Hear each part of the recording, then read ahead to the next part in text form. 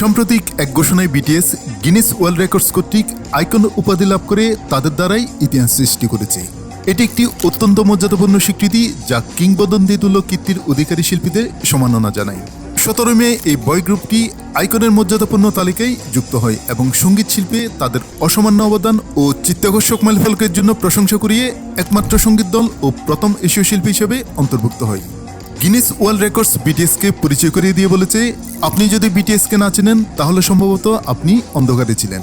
তারাই দলটির সবচেয়ে উল্লেখযোগ্য রেকর্ডগুলো তুলে ধরেছে এবং তাদের আইকন হয়ে ওঠার পেছনের কারণগুলো ব্যাখ্যা করেছে। তারা একজন আইকন কারণ বিটিএস শুধু বিশ্বকে কেপপের সাথে পরিচয় করিয়ে দেয়নি, বরং মানসিক স্বাস্থ্য, একাকিত্ব এবং বয়সন্ধিকালের মতো বিষয় নিয়ে তারা বিভিন্ন ধারা সঙ্গীতের মাধ্যমে ইতিহাসও তৈরি করেছে।